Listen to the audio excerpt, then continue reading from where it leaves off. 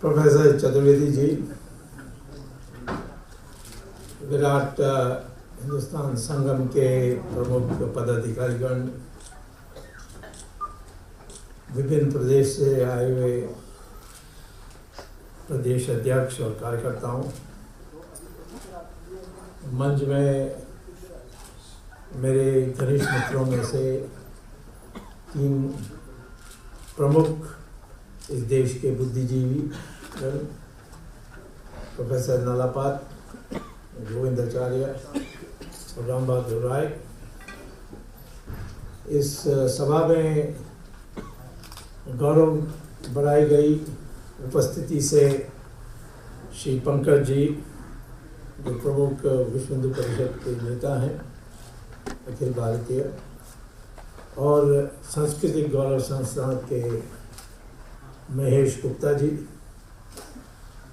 और हमारे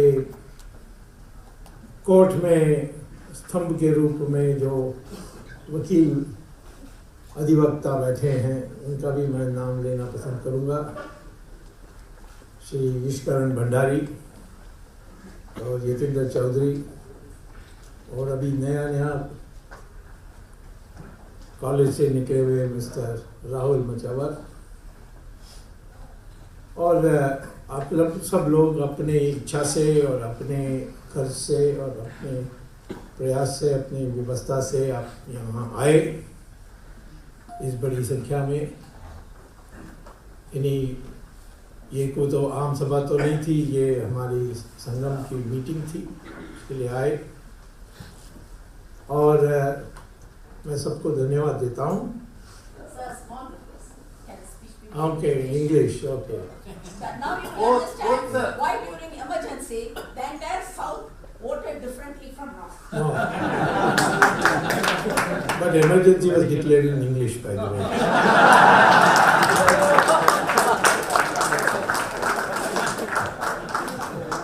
Emergency was not something that was suddenly decided upon. In my opinion, from after Nehru's death, the Soviet Union, which had a lot of influence in India, thanks to Jawaharlal Nehru, was planning some changes, political changes in our country, by which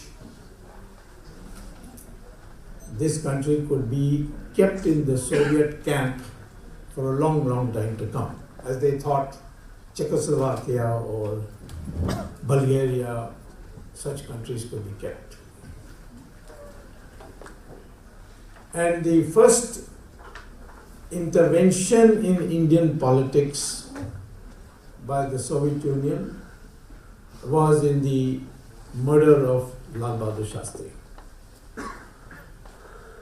Lal Bahadur Shastri, without doubt, was murdered because his own family members told me that when his body came, it was blue as if it was poisoned. When I asked the members of the family, why didn't you raise it at that time? One of the members of the family told me that indeed Lal Bahadur Shastri's wife, Lalita ji, had raised this, and she was visited by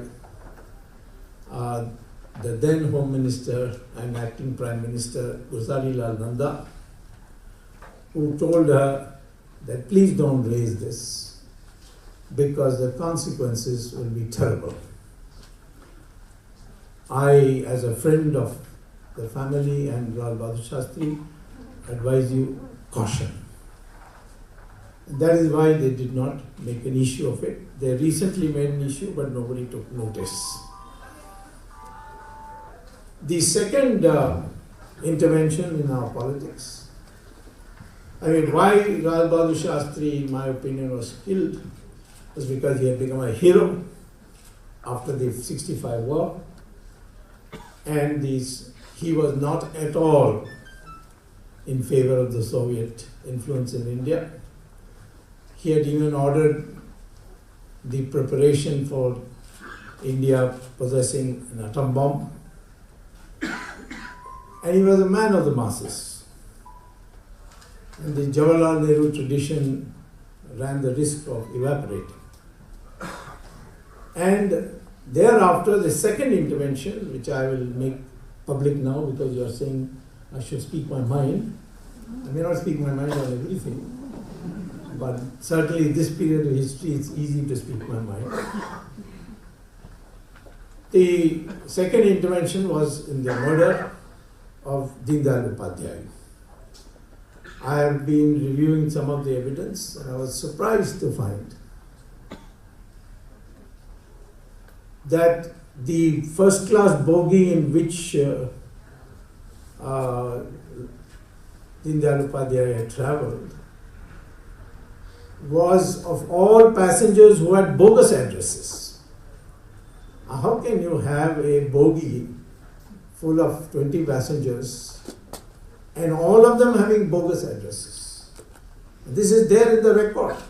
It was shown to me without the permission of the government by an officer who felt that for a long time that somebody should raise it. That they were bogus passengers. No, he said all of them. And that means somebody had planned it. And Deen Dayal Upadhyay's body was lying on the tracks straight, not in a convoluted way, with his hands crossed and a 5 rupee note sticking out of it. So it was a clear murder, and not that he fell out because he, in the darkness, he did not realize that the platform had not come. Now, Deen Dayal ji had laid the foundation for the national emergence of the Jansamaj. And that meant Hindutva. And that meant 80% of the people at least becoming one. And that meant permanent loss of control of India. And that is why they targeted him at an early stage. Then after, Miss Indira Gandhi split the Congress party. That also was a Soviet intervention. And got a bogus vote of majority. And then went and voted against our own candidate for president and brought in B.V. Giri, who was a known leftist from a long time.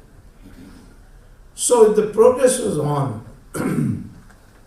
In 71, Mrs. Gandhi took him to her cabinet. People who were left-wing intellectuals like Kumaramangalam, Gokhale, Raghunath Reddy, Chandrajit Yadav, all these Soviet, pro-Soviet, compromised people became part of the government. And then the planning started.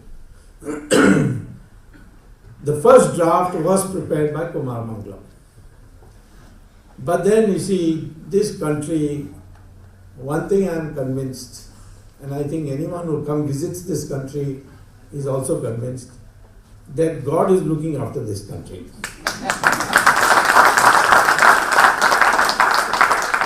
So what happened is that on May 31st, 1973, target date for takeover of India as a Soviet, pro-Soviet socialist republic, a dictatorship, was in sometime in 74.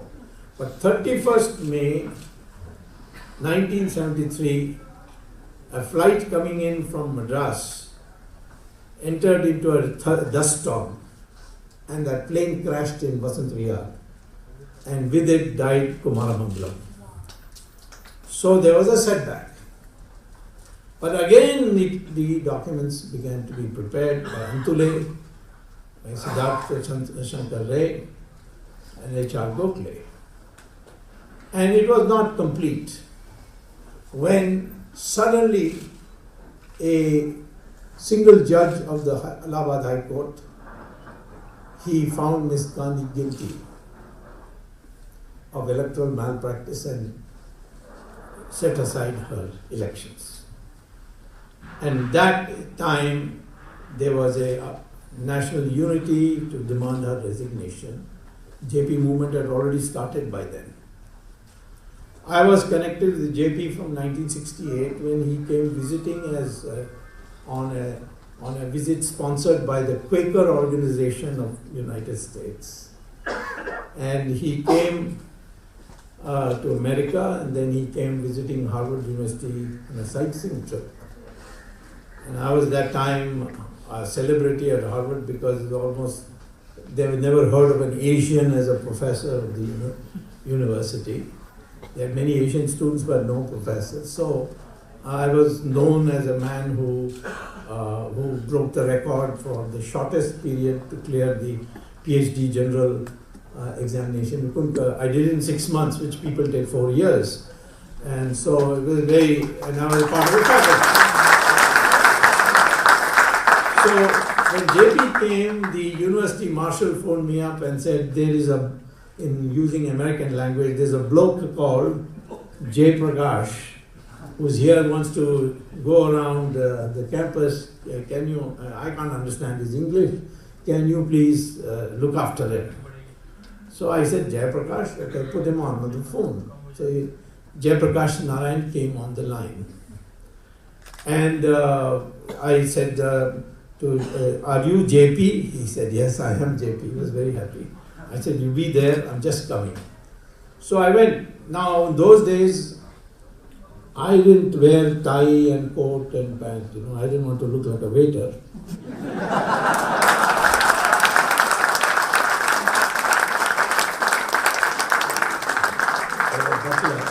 So I went there in my bandgala, and it was winter. Winter was approaching, so it's a bit cold. I went there, and what do I see in the lobby of the guest house of Harvard? Jayaprakash and his wife Pratibha, I think, what's her name? Pravati. Both standing, waiting for me. And then, as soon as he saw Jayaprakash was very warm, he shook his hands. He said, I'm thankful to you. Then Pratibha, face had fallen. Prabhavati, correct? Prabhavati, her face had fallen. I couldn't understand why. And then she whispered something into his ear. And JP said, I'm just coming back. So he went back to his room. Later on, JP himself told me that his wife gave him a firing. That, see, here this man, he's wearing bandgala and you are in tie and suit and coat. So poor man went inside, took it off and wore his achkan, and he came out. And then I took him around and arranged his public meeting. And he was so pleased that he told me, why don't you come back to India? I said, I'm planning to come back to India. He said, you give me an assurance that before you do anything in India, you will join the Sarvodaya movement.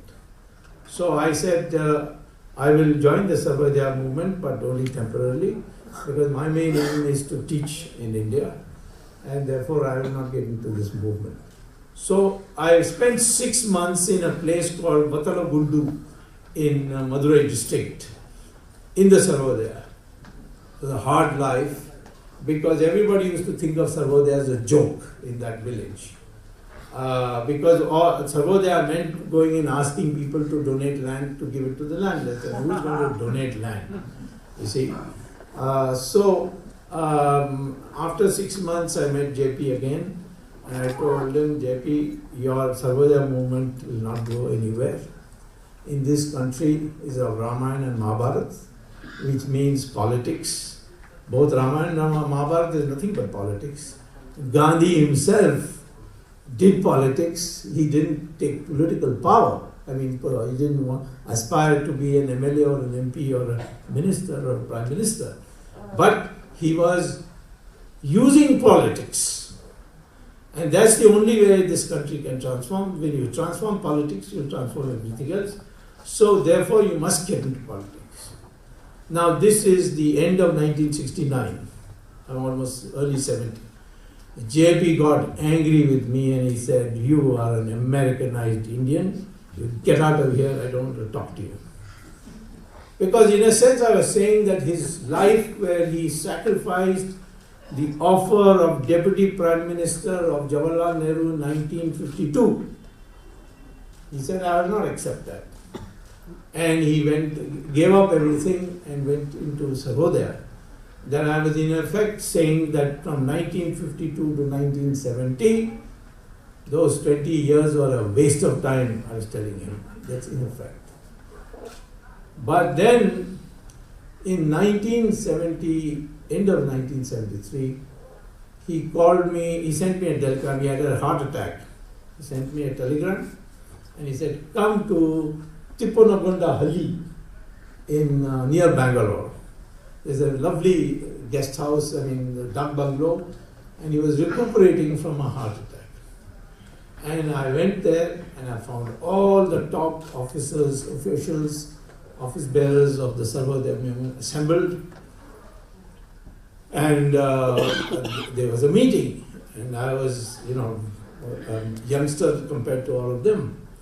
And the meeting took place, and he said, 3-4 years ago, this young man, Professor Swamy, told me that I am making a mistake by keeping out of politics.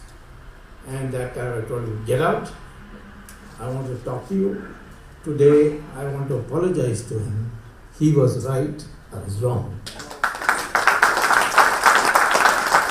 The entire Sarvodaya leadership got very upset. No, don't do this mistake. This will be betrayal of Acharya Vinoba Bhave, this, that. I said, no. Big changes are coming in the country. And I want to start a political movement, not as a party, but through these young people of this country.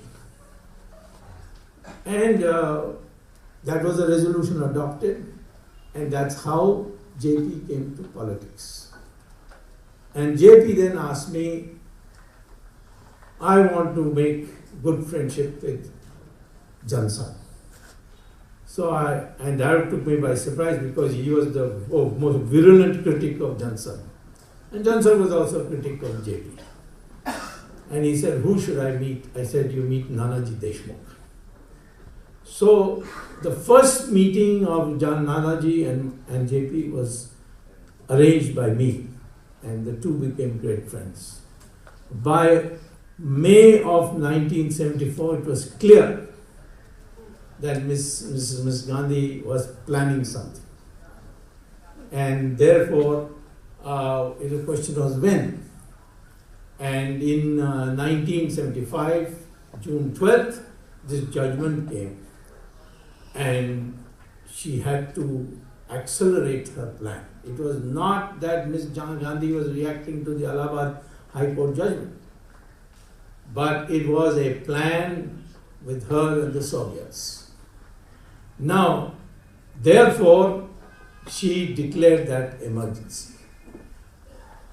I began telling JP that there is a problem. I am getting friends telling me that she's prepared to declare military rule. I didn't say directly, I didn't know. I was told it was going to be a military rule with Mrs. Gandhi as Prime Minister. I told JP that. He said, "Let us have a public meeting in Ramlila grounds." So that was on 25th. Now, if you see the picture of that, you see me sitting next to JP and Moraji. Now, at that time was what? I was 34 years old. Why would I be sitting when there are such big leaders? If you see the other side of the picture, you'll see Nanaji, you'll see Raj Narayan, you'll see lots of Nana Gore, all that. That was because it was decided to hold the meeting, and Madan Lal Khurana was given the charge of organizing the meeting and mobilizing for the meeting. And the time fixed was 5 p.m.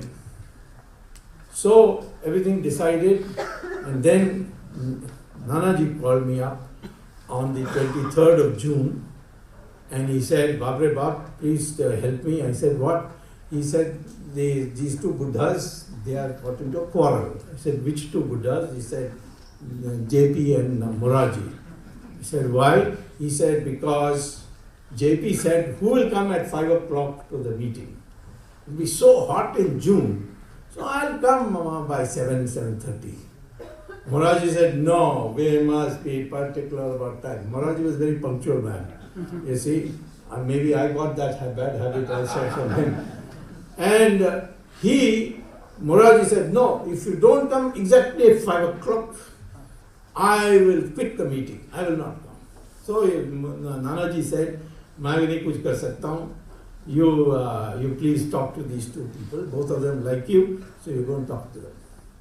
So I did this to and fro with both of them. Both of them giving me lectures that you don't understand anything, you're Americanized, so on, there's Shishtachar, this, that, all. Finally, Moraji melted and he said, okay, 6 o'clock. I went to JP and said, please, 6 o'clock. JP was much more accommodating. He said, okay, 6 o'clock. So that's how Nanaji said, I can't sit next to them. You organize that meeting. And that meeting turned out to be historic. But you see, after the meeting, JP took me to his house for dinner. And he told me what's going on. I said, very soon military rule. He said, no military rule. The whole country will rise in revolt. You saw that Ramlila ground meeting. How can anyone dare now? You see, nothing of the kind will happen. Well, at 5 o'clock in the morning, I get a phone call that that is the SHO. I was living in those days in Greater Kailash. The police, the SHO phoned me up. Said, Swami Sahab, aap ghar mein hain? I said, हाँ. ये 5 बजे क्यों phone किया आपने? He said, are you at home? I said, yes. At 5 o'clock, why have you called me? He said, no, I have to meet you very urgently. If you are at home, I will come and meet you. If you are not at home, I will take some other date. Now, the funny thing, at 5 o'clock in the morning, an SHO telling me, if you are at home, I will come to meet you. I thought it was a hint, so I left the house after getting quickly dressed into kurta pajama and went off. And I went and hid in a friend's house in Gold Market. And then at 8 o'clock, Mrs. Gandhi announced the emergency. A day later, one Swayamsevak came, and I don't know how he located me. He must have got it from my wife, who knew where I was hiding. And he said, Nanaji is waiting for you in Rajendra Nagar. So you have to go. So I went in his motorcycle. I went to Rajendra Nagar, and Nanaji and I came together. And Nanaji said, you stay with me. I don't know how to drive a car. I can't risk keeping a driver. So you must be my driver. So I was Nanaji's driver from 27th June 1975 to 24th August 1975 when Nanaji was arrested. But in those 2-3 weeks, Nanaji toured around the country. Of course, I gave him a disguise. He used to have some hair here. I said, shave it off. Then he had white hair. I said, make it black and put on a thing. Then I gave him a false Hitler mustache, which he put here. And he was looking like a very different person. And people like Nasli Wadia. And Nasli Wadia, you must know one thing about him. He is the sole surviving descendant of Muhammad Ali Jinnah. Muhammad Ali Jinnah married a Parsi woman, and they produced a girl. That girl married a Parsi instead of a Muslim. And then, despite Jinnah getting very upset and all that, and then she said to Jinnah, I think your idea of Pakistan is crazy. I will not settle in Pakistan. I will settle in India. And her son is Nasli Wadia. Now you can see the founder's only surviving descendant is a citizen of India, while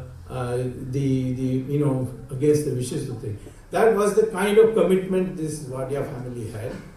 And they helped tremendously to put together an underground organization. And I must say, to the credit of the then General Secretary, Madhav Mule. Madhav Mule had a team, of course, Morappan Pingle, Baburao Moge, Bhaurav Devras, the brother of the Sarsanchalak, was in jail. And all these people got together, found Swayamsevaks who are in different parts of the country. And in my opinion, the reason we won in North India and not in South India was partly due to the fact that the RSS organization was strong in North India and weak in South India. So if the people of South India didn't understand the dangers, although there was as much torture in South India, in Kerala, one fellow even died in torture. I know how many Vidyarthi Parishad boys whose bodies were burnt with cigarette butts and torture, broken bones. All that took place in South India. But there was no propagation of it. And the reason there was no propagation, the total propagation of the material was done by the RSS, and it was the RSS organization which came into being that we won the election, otherwise we would not have won it.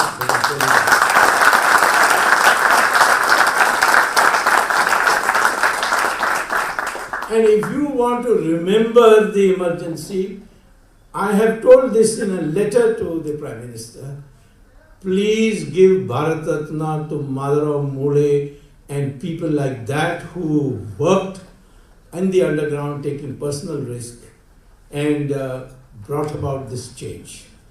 These are people who worked and they looked after me. So because Nanaji got arrested, then what? Then I was working alone. I was a Sardar that time. I had a dadi and all that. And then one day, through my wife, Madhav Mule tracked me. And then he asked me to meet him in Villeparle in Bombay. I went and met him. And he told me that JP is saying that Swami ko Hindustan mein nahi rakhna hai. That is, JP was saying, don't keep Swami in India. He's useless here. He should go to America, England. He should address the, the press conference with the Voice of America, BBC, these kinds of things. And then people will hear it here. Here, who is going to listen to whatever he is saying against the emergency? It's a waste of time. Send him abroad. And that is how Madhav Mule told me, all right, you go abroad, and our Swayamsevaks are there everywhere, and they will look after you. But before going, I asked my wife whether she will go and do a reconnaissance. She will go and examine whether there is these Swayamsevaks or not, and whether they are ready to fight. And then she went and did a trip, and came back. She said in United States there's Jitendra Kumar and there is Mahesh Mehta. They are ready, all fired up to work. America looks very promising. But England, you'll have to give a little more strength, because in America, they're all professionals, they're very well paid and they're well to do. But in England, most of us were shopkeepers and things like that. And so they were naturally of a much more diffident mind. But once I went to England, they formed it quickly, and then in England we had a demonstration in Hyde Park. So the whole thing began to bloom. But in the meantime in India, one after the other people get arrested. So after Nanaji, Dattopant Thengri got arrested, and Dattopant Thengri is probably one of our greatest labor leaders that have been produced. He is also, in my opinion, a person who should get the Bharat Ratna. He worked very hard but got arrested. And slowly George Fernandez got arrested. So on, people are getting arrested every day. There was no activity. So all the activities I was doing in America was practically over. I had to prove to the people that it's not only smugglers and racketeers who are in jail, but JP is in jail, Moraji is in jail, they are in solitary confinement, and there are 140,000 people in jail without a trial on the visa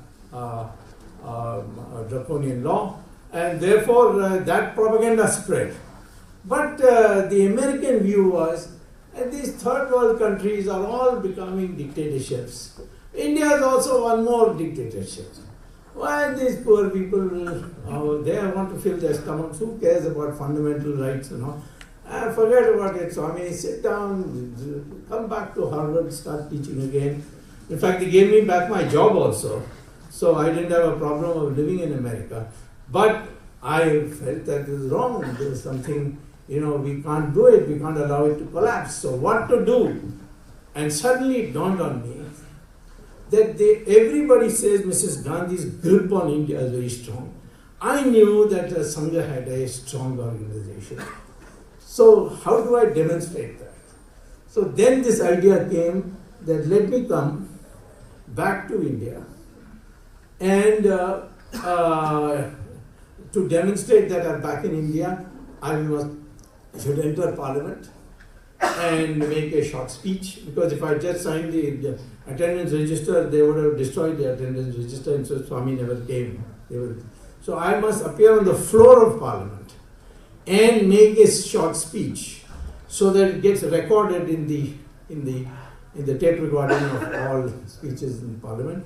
It becomes a part of record, and it just be then projected abroad. And the only way it could be projected abroad is if the foreign press in Delhi could come to the press gallery of Parliament, of Rajya Sabha, and see me come in and then report it. Then it would be successful. So I sent, those days there is a gem of a person, another golden person in the Sangha Karalaya called, not the Karalaya was of course taken over, she was also hiding, Chamanlal ji his name was. And Chamanlal, oh my God, I think he should have made him Minister for Post and Telegrams if he was ready. He was so efficient. Every letter he used to find a courier, and the courier from the courier he used to come. And he also used to collect information and tell me. For instance, there were 2 attempts on my life made when I was one in London and the other was in America. And I would have been killed but for the warning that I got from Chamanlalji, that so many people are coming, they have been sent, and they would, and this is of course on the orders of Mr. Sanjay Gandhi. Had I known you at that time, I might have told you, please tell him, don't be fooled. But I came to know Nalapat afterwards, and I must say that he is one of the fiercest, most independent, fearless intellectual I've ever met. And he has sacrificed his entire career for speaking the truth. Mrs. Sonia Gandhi went after him to see that he doesn't remain. He was editor of Times of India at a very young age. He was removed because Miss Sonia Gandhi made that a condition, because he said that she wants to enter politics. At that time she was pretending to be a sannyasi who was not interested in politics. And so he has been throughout sacrificing for the country. So I'm getting back to the point. The question became that the letter came to me warning me of the attempts at my life. So I said I have to do something. So I sent word through the sources of Mr. Chamanlal to Madharavji that I want to do this. I want to come to India, enter in Parliament, and then escape again. So Madharavji said, if you do it, I'll personally hug you when I see you. But you have to do it alone. Because if we help you do this and you get caught, then the entire chain will be exposed. And then our whole organization will suffer. So if you go to Parliament, make a speech, come out and meet me in Bombay. Then after that, I will be responsible for you. I will look after you. So that's how I decided to come. Now, how to come? Because my passport was cancelled. And, and Mrs. Gandhi, if she knew I was coming to India, she would put police in every corner of India to find out I'm coming. I would be arrested at the airport. So how to do it? So those days, I found aeroplanes, flights used to come hopping. They never came non-stop to India. They came hopping. So there was a Pan American, that airlines is no more. There was a Pan American airline which stopped in New York. From New York it went to London, London to Rome, Rome to Ankara and Karachi, and then Delhi. And then from Delhi to Bangkok. So now, this is the flight I have to take. Now, how to prevent my name coming on the passenger list for Delhi? That was the question in my mind. Because they were looking only at the passenger list, used to come by telex in those days. And the immigration used to receive that passenger list, and they would look at the passenger list. Now, I could not afford to travel on a false name, because if they had caught me on a false name, they would have killed me there. So I had to travel on my own name, and that too a cancelled passport. But it was cancelled, but I didn't hand over the passport, so they couldn't put a stamp on it. And therefore, to the ordinary immigration authority, it looked like a valid passport. So I came on the Indian passport. I bought a ticket for Bangkok. So what happens, when I land in Delhi, my name is not in the passenger list, because I am not getting down in Delhi. So in those days, what they used to do,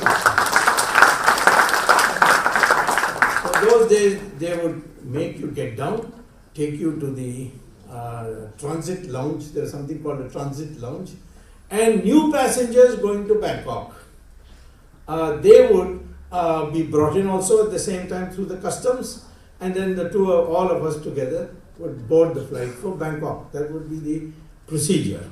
So I got on the plane. I got on with my pajama and kurta and no baggage, none whatsoever. And so I sat in the flight. The flight landed in Delhi, and we got down. We were all taken to the transit lounge. And once in the transit lounge, there was no advance information that was coming. So police and all, there was nothing. It was 3 a.m. in the morning, and there was only one constable sitting at the door of the transit lounge, which if you went it, you would go to the immigration.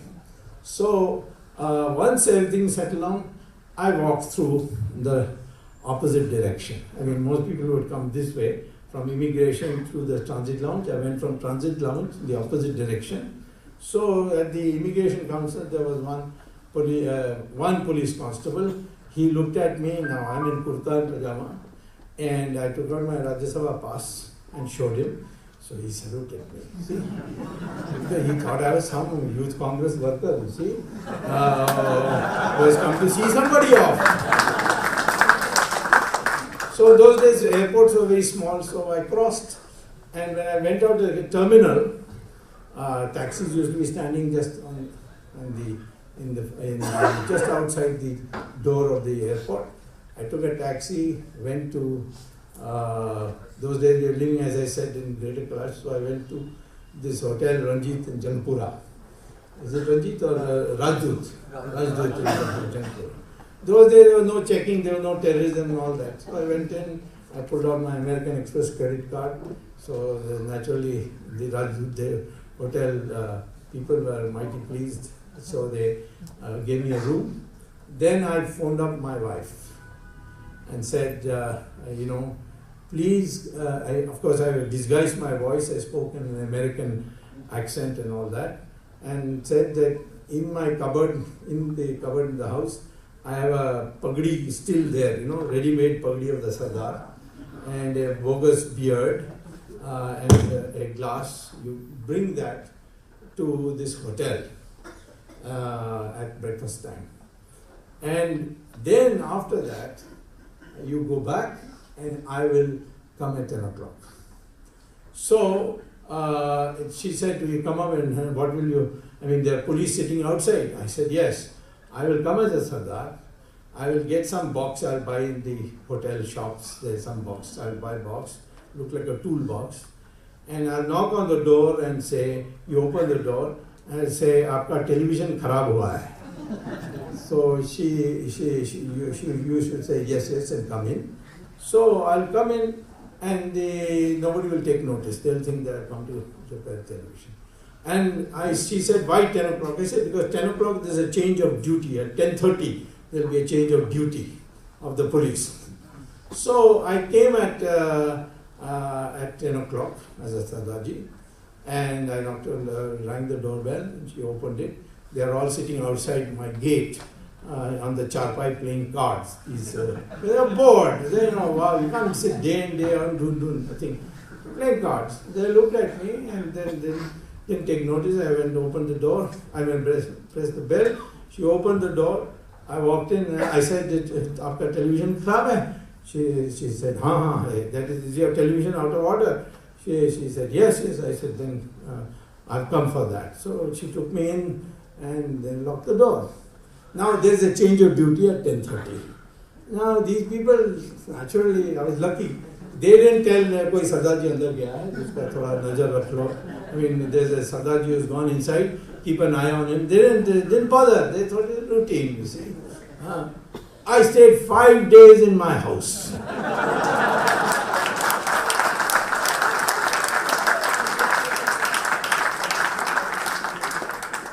So, because the police used to come every day to take a report from my wife. Have you seen your husband, etc. In fact, they were chasing everybody. I had one girl of 5 years old, and another was of 2 years old.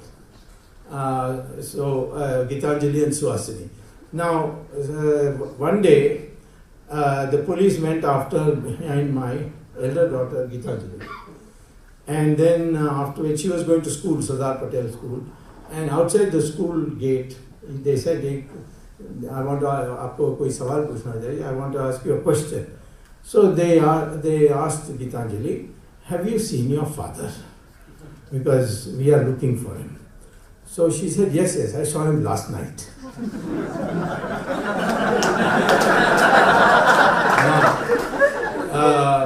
This was fortunately before I came to the house. I mean, it was 1 month before. And so the police raided the house and everywhere surrounded and all that, searched every nook and corner.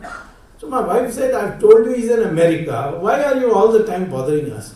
They said, no, your daughter told us that she saw him last night.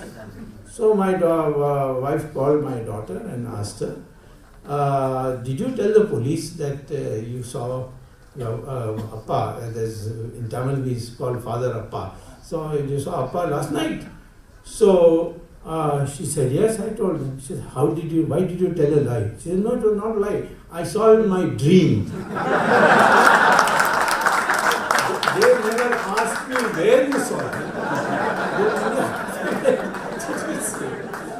So like that, there was all these dramas going on. And they didn't pay any attention because these false alarms will come many times. So on the 5th day, which was the opening day, the 10th of August. So 5th August to 10th August, I was in my own house. And the 5th day I came out and I sat in my car. I told my wife also, you sit next to me and we'll drive out. We drove out. Now, and of course, that time I was in kurta, pajama because I couldn't be Sardar anymore. In the parliament, they will not allow me in. Now, these people, police people were sitting outside, they were looking at me. Now, they couldn't decide, but they were too bored. See, one of the things I noticed is the police motivation was zero. So, unless somebody goads them, hey, go and do this, check there, they wouldn't take initiative. So, they went back to playing their cards. I drove down the car to Parliament House. And in those days, you can park it just next to the door of Parliament. And I told my wife, you get down and you go to Birla Mandir. If I am successful, I'll come out, drive this car, and I will park it in the Birla Mandir parking lot. And I'll put the key under the mat of the car. And then there will be spare clothes. I took spare clothes, shirt, pant, Sardarji Kada, Gandhi Topi, zero power spectacles. So I said I'll change into my clothes and then I'll leave for the railway station to go to Bombay, because I had seen the railway timetable, everything was perfectly fitting for 12 o'clock. Parliament was at 11 o'clock, within 2 minutes I had left. So by the time I reach, it will be about 11:45. So I'll catch the train and go to, that train would go into Mathura, and Mathura the GT would be coming. That was a passenger train. So GT would come, I'd catch GT and then go to Bhopal from Nagpur, and from Nagpur I will take a Bombay train. That was my plan. Now, those days I used to never make reservations, because reservation makes then you inform people. So I used to jump on the train and then show my parliament pass. So I used to get priority. And all these conductors and all, they were not at all motivated. And even if they recognized me, they were not going to tell anybody. So anyway, I went after I walked into Parliament, and everybody sitting there, Bansi Lal, Om Mehta and all these people. And when I sat, they were all looking stunned, and this man was reading the last name. So the timing was perfect. As soon as I walked in and sat, the last name was read. Then I got up and said, Mr. Chairman, he was the president of the, vice president of the country, Jatti, B.D. Jatti, big darpoke, I said, Mr. Chairman, I'm on a point of order. So he looked at me and he looked frightened. I thought he would, his false teeth may fall out or something like that. So he said, what is it? I said, during the intercession period, democracy has died. And it is not there in the list. So that's my point of order. He said, no, this is no point of order. I said, then I'm walking out. Then Jatti says, everybody stand up for 2 minutes silence. Now all these people are stunned. They don't know. They were under the impression I'm abroad. And Om Mehta was so scared that he started sliding under the seat. Later on, I asked him after the emergency, why did you slide on the seat? He said, I thought you were coming with a hand grenade and you had your hand in your pocket. So, when I had entered Parliament, the watch and watch staff recognized me. That's why they let me in. But they said, Swami Sahab, chut gaye. That is, Swami, you have been let off. I said, let off? Nowadays, all you have to do is sign 20-point program and you will be let off. I didn't say that I was let off because I signed the 20-point. I didn't tell a lie, but I misled him by saying anyone who can sign a 20-point program is let off. So he said, okay. But the police constable who was standing there, he started telephoning. But he must be, the warrants were never in the hands of police. They were always in the police station. So he was phoning up the Parliament police station. So I knew I had about 5 minutes time by which he would contact the police, because that day I also had advance information that Sanjay Gandhi was addressing a 2-day session, 9th and 10th of August, on Quit India movement in Pragati Maidan. And those days you didn't have any cell phones or anything, so all the police would go and sit in for security duty of Sanjay Gandhi. So they all would be there. So this constable will never be able to get his SP, you see, because he will not be there to pick up the phone. So that will give me some time. So I walked in and sat in and then walked out. And now the watch staff is convinced that I have signed the 20-point program.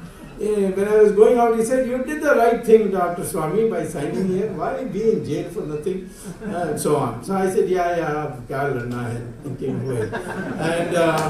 I sat in my car, went to the thing, to Birla Mandir. There I changed my clothes and then I went to the railway station. Railway station, the police is full force. Everybody they are looking at. But they are looking at for me in kurta pajama. Now I am in pant and shirt, Sardarji Kada, Gandhi Topi, looking like a youth Congress Gunda.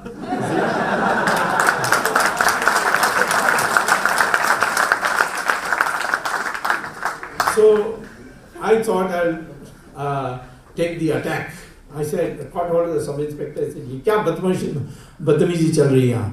She said, "What is this nonsense going on?" I asked him. He said, no, what is the problem, sir? What is the problem? I said, I have to catch this train to Mathura and I have hardly 5 minutes left and you have blocked everything. What are you doing here? So he said, no, we have come to catch somebody, we are looking for somebody. But I will take you, escort you to the railway station. And he took me and he cleaned up one upper berth and he said, please, you can have a good, nice sleep because it will take at least 6 hours to reach Mathura. So I went and climbed up and went to sleep. Now, I have nerves of steel, obviously, because I was not tense at all. I had a nice sleep. And before Mathura, I got down and sat in the seat. There's a local train. So there were so many farmers. And they are getting in, getting out, and so on. And they were discussing that, this emergency is hopeless. It is useless because we can't even meet our MLA. There's no one to talk to. If you go to police station, they'll put us inside. They come to our house and raid because for this sterilization, there's a quota system. So to fulfill the quota, they pick up anybody. My grandfather of 90 years has been picked up and has been sterilized. These are the things they were discussing. So for the first time, I got a direct evidence that emergency has become unpopular. So I went to Mathura station, got off, and then I went to the telegraph station, sent a telegram to my wife. The books have arrived, and so that she knows that I have reached Mathura. And then the GT came. I climbed on the AC first class, and I showed him my pass, and he gave me a berth in a four not a coupe. It was a four bed cabin, but upper two were empty, and I got one of the lower. There was one other person who was the other side, and he began asking me, who are you? I said, I'm a professor at Harvard. Not a lie, because I was. He says, what do you teach? I said, economics. He said, I said, who are you? He said, I'm IG of police of Madhya Pradesh.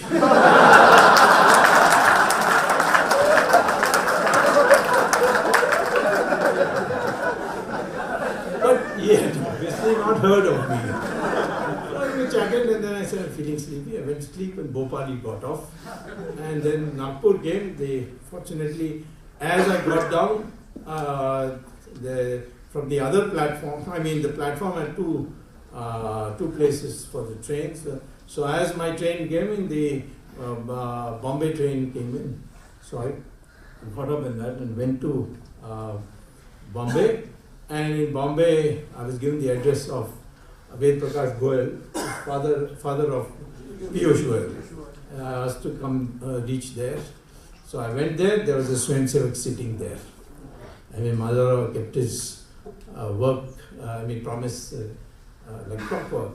And because if he had not come, I would have been arrested. So what would I do? I have my in-laws' house are there in Bombay. I could have gone to it. But then, by then the search would have started and they would have raided all our known residences and so on. So, but Madhura kept his word.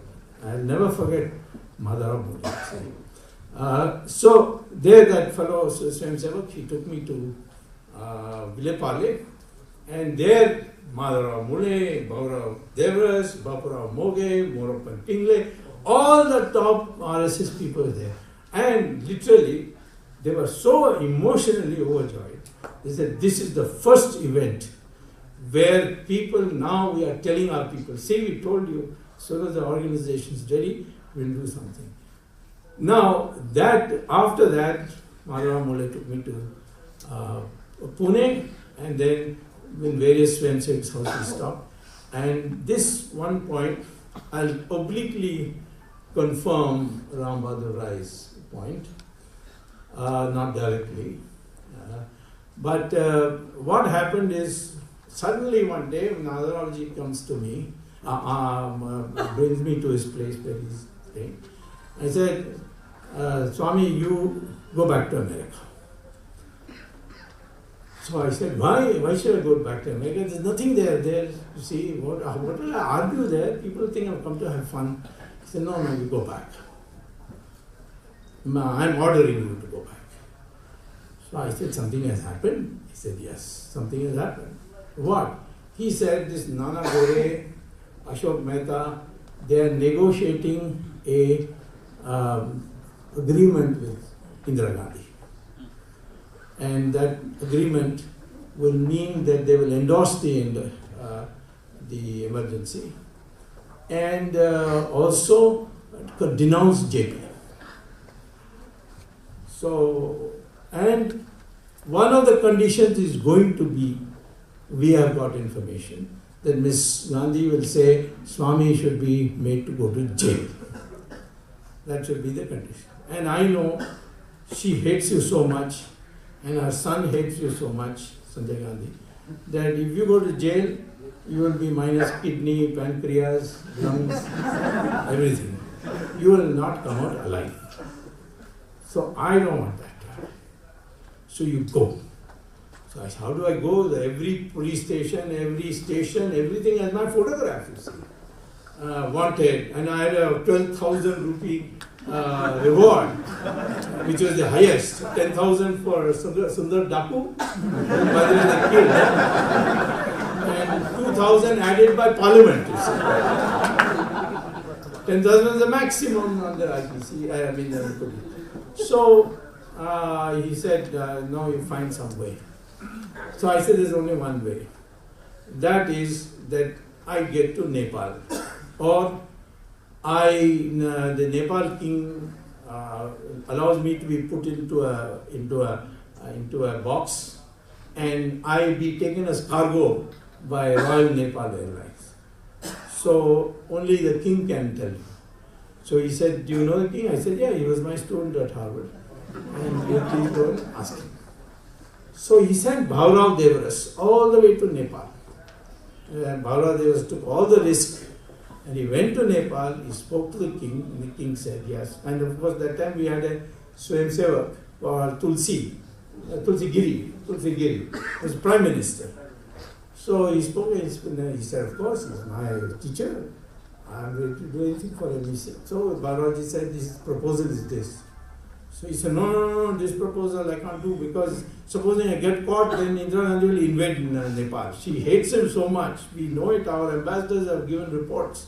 So that I can't do. If he comes somehow to Nepal, then I will take care of him. I'll see that he goes to anywhere he decides. So the message came back that I have to go to Nepal. So Madhava said, don't worry, I'll give you a Swayamsevak and you go by car from Pune all the way to Gorakhpur. And he's from Varanasi, so he knows the route. So I went by road all the way to Gorakhpur. And we timed it to be 9 o'clock in the night. When we'll cross something called Bhairava or something. Bhairava. So I reached the gate.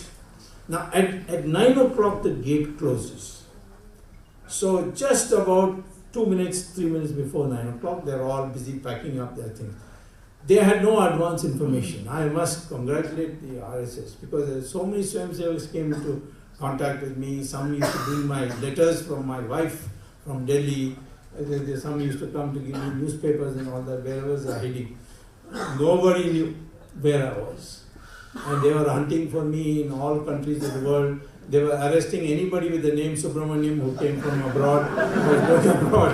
They arrested, the police later on told me they arrested 300 Subramanians.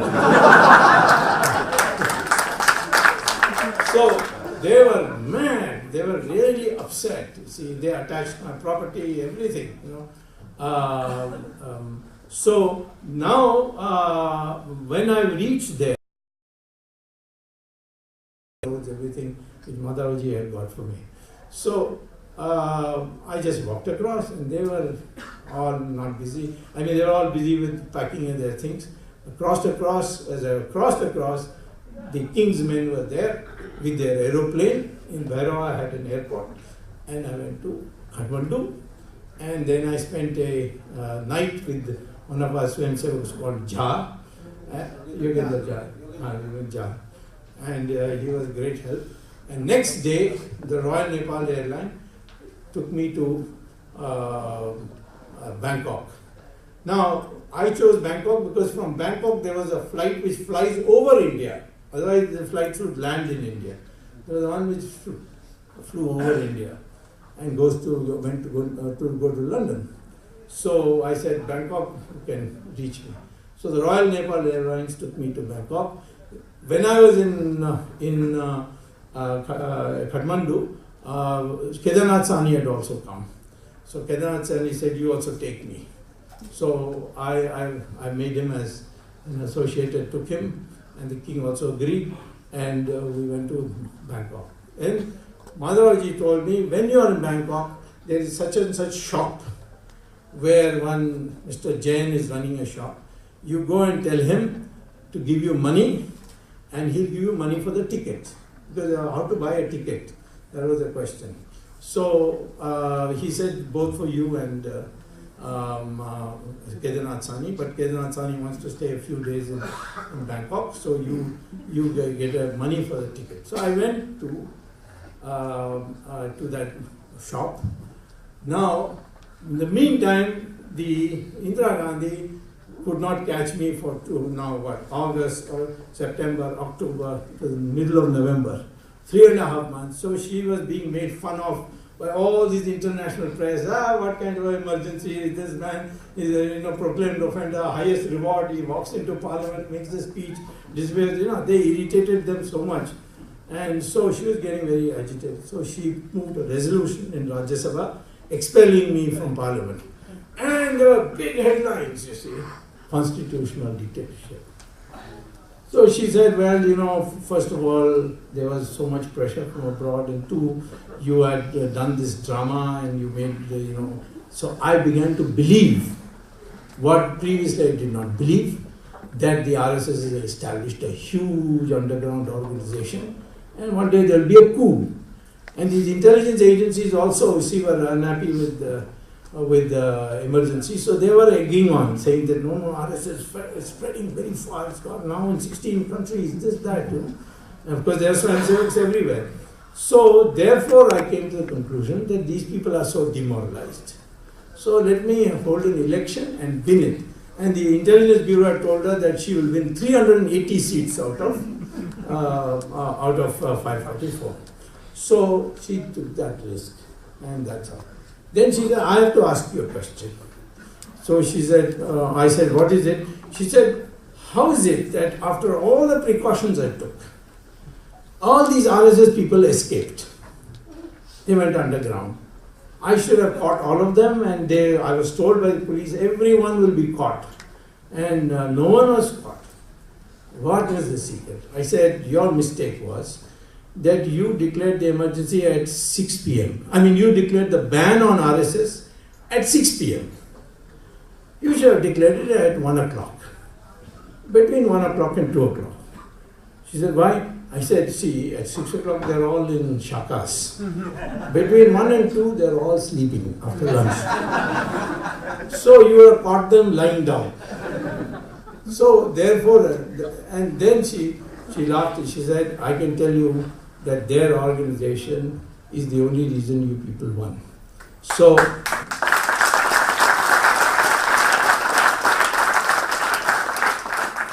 I will say this in brief. I took a lot of your time.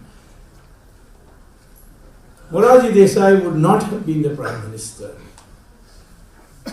had I not intervened. JP had great love for me. He everywhere in that time, if you see pictures, he had taken me to every meeting. It was decided that Jagjeevan Ram will become the Prime Minister. And in the Jansangh Parliamentary Party meeting, I objected. Said, this is the man who moved a resolution for the emergency. We have won because of it. But the minds of all the socialists, social engineering and all this business, you see, we cannot have a Brahmin as thing, this whole being thing, you know, it's all between the Brahmins. Indira Gandhi is a Brahmin, this man is a Brahmin, Moraji is a Brahmin. That had nothing to do with it. He was the only one who sat in this solitary confinement for all 18 months. Moraji is the only one who was kept for 18 months, 20 months of the emergency in solitary confinement. And he refused to agree to any compromise. I will not agree. He was very firm. I said, this is the person who should be rewarded. Now, the question was how to get Moraji accepted. So we had to create a crisis. Now, I don't know how much I should tell, but I went to Charan Singh. Charan Singh had great liking for me, and said to Charan Singh, सब लोग तो जगजीवन राम को बना रहे, and this man didn't even pay income tax and all that. So Charan Singh said, nobody told me this. I said, no, they will suddenly announce in parliamentary party. So of the Janata Party. No, ये नहीं हो सकता. So I don't know why Charan Singh had this strong dislike. So he said, no, I will not agree. So I said, can I tell JP that you will not agree? And that there will be a crisis if there is a parliamentary party meeting. So JP also was not too much in favor of Moraji because that I told you that Ramlila ground incident, always quarreling with people. So I went to JP and told him that first of all, for whatever my opinion is worth, I am not in favor of Jagjeevan Ram becoming Prime Minister because he moved the resolution for the emergency. Otherwise, he's a very efficient person, he's a wonderful, nice man, all that agreed. But he cannot be because of this. This will be a betrayal. And I'm telling you, I said, that Charan Singh has just told me, I will oppose it. JP said to me, Charan Singh, I know he's got caste prejudice. He said, usko kaisa banayega? Chamar hai, usko nahi banaunga. I said, no, he didn't say that. He said, I will not agree. No, I know what is in his heart. So I said, doesn't matter, JP, but there will be a crisis. So he said, what should we do?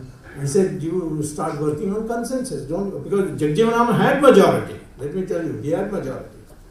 Because Vajpayee had supported him. And he was going to make Vajpayee, I think, Deputy Prime Minister also. And Nana Gore, Madhur Limai, everybody was supporting him. Bahuguna. So he didn't have majority. So how do you defeat a majority? So I said, work for a consensus. So JP and Acharya Kripalani, and Kripalani was a very great fan of Moraji Desai. The two of them then decided that in the larger interest of the country, Moraji Desai should be made Prime Minister. So I can claim that I not only made Chandrasekhar, but I also made Moraji Desai Prime Minister. I think it's in my Jadagam that I will make Prime Minister but not make myself. Anyway, this is the whole thing. Now, the real question is, what was the mindset? Why I am talking about VHS and mindset? Mindset is very important. I keep repeating and repeat again. 1,000 goats will have numbers, but one single tiger can scare them. Why? Because of the goat's mindset. You can have a strong, well-fed lion, 5, 6 lions, but they will obey the orders of a thin ringmaster who enters and tells them, climb up on the table, they will climb up. Like Manmohan Singh, had a very powerful chair, but one Sonia Gandhi would say, utho, baitho, and they would do it. Because the mind is like that. The mindset in the emergency I saw is everybody ready to surrender. Everybody means I'm talking about the intellectuals, press people, all across the board. So it's only a few people who fought. And of course, as I mentioned, of the organizations, only one organization, that was the RSS. So in that context, today we have to develop a mindset that we will oppose any curb on our freedom. But freedom doesn't mean absolute freedom, because the Constitution says there are reasonable restrictions. Nobody can say, I have freedom to say India should be divided. There is no such freedom in the Indian Constitution. It is barred by Article 19, bracket 2. There, you can't say, I will eat narcotics, I will take drugs. This is my freedom. No, you are not allowed, because under section, under Article 25 and also under Article 19, you cannot do this because this will affect public health. So there are freedom, yes, but that freedom within the framework of the Indian Constitution, we should not allow anybody to say compromise. And this habit that take the riskless path, that is the main problem with our people. And the younger generation keep telling, you must learn for a value, you must take a risk. And the risk is you could win, you could lose, but you should not be afraid of both. And Gita, that's why is so important to read, because it tells you that your mind should be so framed that you recognize your freedom of action, but the fruit of that action, Krishna says, I will decide when to give you, in what form. If you have that mindset, you will never be afraid. Will I win? Will I lose? That kind of thing will not come. So we can, if you want to oppose the state, you must have that kind of thing. I don't think the Indian Constitution can now be used for the emergency the way Mrs. Indira Gandhi used, because we brought in that amendment that there should be a armed rebellion for emergency to be imposed. So now that's impossible. So therefore the old method that the president signs and you can suspend fundamental rights is all gone. So through the Constitution it not come, but through your mind, this impact of using the media to think that you should fall in line. For example, this Raghuram Rajan case, and the whole media was motivated by forces outside this country to support him. They said the stock market will collapse if he goes. The stock market will not collapse, it's gone up in fact, after he left. He was harming the Indian economy by raising interest rates and making it impossible for small and medium industries to take loans from the banks. So, but the way they made out, I said, I'm some devil, and this man is an angel who has come here from abroad to save us. That kind of thing. The same way all these activities that are taking place, where they say saffron, extremists or the fringe groups and so on, these are all being done to shape your mind, to be embarrassed about being a patriot in this country. So that is the main thing. Your mind is the best protection against another emergency. And you must know when to fight. And when you are going to fight, not think of whether I'm going to win or lose, but that I have to win. That mindset if you have, then God will be with you and another emergency will never come. Thank you very much.